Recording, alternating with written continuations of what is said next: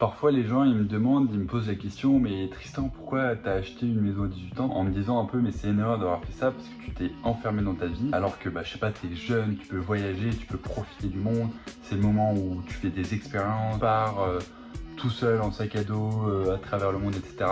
Et acheter une maison, tu fais ça plus tard. Pourquoi tu t'as fait ça si tôt, etc. Et c'est vrai que quand on m'a dit ça, ça m'a beaucoup posé question parce que d'un côté, c'est assez vrai parce que d'avoir un projet comme la rénovation d'une maison, ça t'enferme un petit peu dans ta bulle. Mais d'un autre côté, c'est pas forcément aussi vrai. Jordan B. Peterson, il a fait un livre qui s'appelle 12 règles de vie, en gros.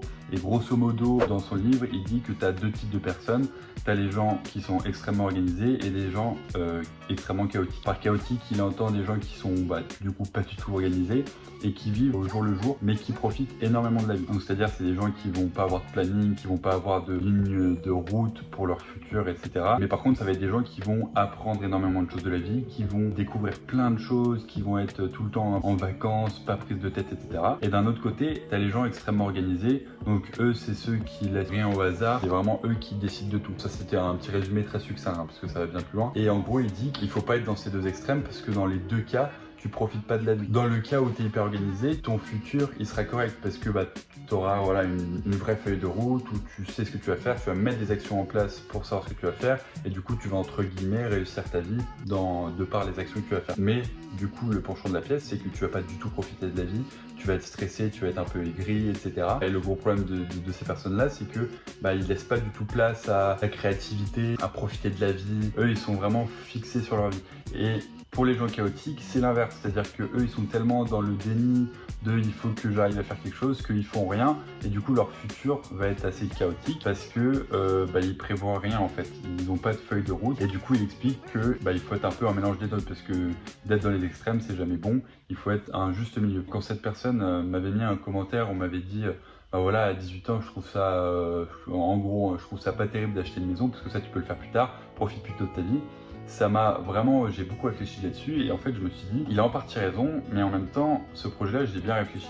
Parce que c'est pas un projet en fait où je ne peux plus voyager, qui m'enferme à 100% dedans. Parce que la preuve, je fais des études à côté, je vais partir cet été un mois en Thaïlande, je sors voir des amis, la semaine je suis à la fac, voilà, je fais des soirées, je profite de la vie, etc.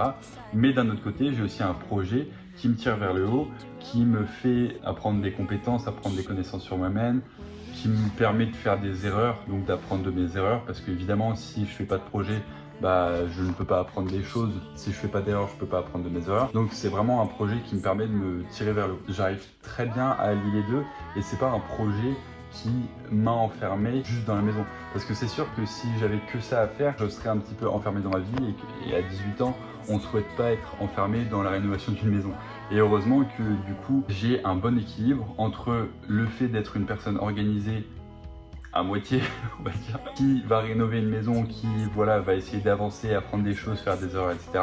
Mais aussi le fait d'être quelqu'un qui va profiter de la vie parce que effectivement je suis jeune et qu'on n'a pas tous les jours 20 ans. Et voilà pourquoi il faut être à mon sens un petit peu entre les deux, comme dit Jordan B. Peterson, parce que c'est comme ça que tu avances dans la vie, c'est en ayant des choses que tu as envie de faire, mais que ce soit des études, un métier, etc. ou un projet à côté, d'avoir cette chose qui te permet d'aller mieux dans ta vie, de te tirer vers le haut, mais aussi d'un autre côté, de ne pas passer à côté de ta vie et du coup de profiter de la vie, de laisser place à l'incertitude, à faire des choses, à tenter des choses, à faire des expériences. Et c'est vrai que c'est important de se poser la question parce que moi, il y a eu une période où dans la maison, vraiment, j'étais que focus là-dessus.